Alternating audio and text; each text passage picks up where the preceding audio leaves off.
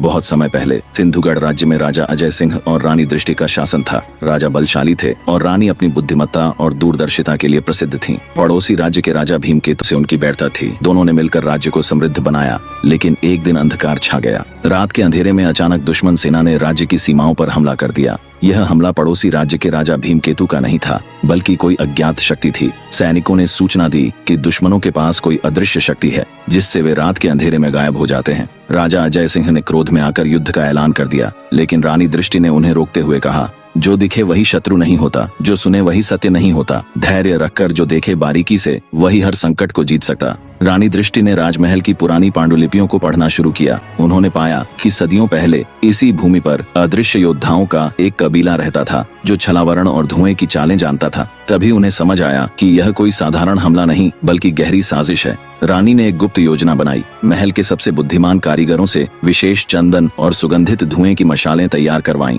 जब दुश्मन रात में हमला करने आए, तो महल की दीवारों से उन मशालों को जलाकर छोड़ दिया गया। जैसे ही धुएं की चादर फैली, अदृश्य योद्धाओं की चालाकी बेअसर हो गई। वे धीरे धीरे दिखाई देने लगे। तभी राजा अजय सिंह और उनकी सेना ने उन्हें घेर लिया। लेकिन जब उन्होंने मुखिया से पूछताछ की, तो सच और भी चौंकाने वाला निकला। यह योद्धा असल में भीमकेतु की सेना के ही लोग थे, जिन्हें छल और भ्रम से लड़ाई जीतने की ट्रेनिंग दी गई थी। रानी दृष्टि ने मुस्कुराकर कहा, जो अंधेरे में छिपता है वह सच्चा योद्धा नहीं, जो छल से जीते वह सच्चा विजेता नहीं, जो सत्य और बुद्धि का दीप जलाए सिर्फ वही सच्चा राजा कहलाए। राजा अजय सिंह ने अपने सिपाहियों का हौसला बढ़ाते हुए कहा, शस्त्र से बड़ा शास्त्र है बुद्धि। जो संकट में राह दिखाए वही सच्ची सिद्धि। जो खुद पर विश्वास रखे, जीत उसी की। हर अंधेरी रात के बाद आती है सुबह निधि।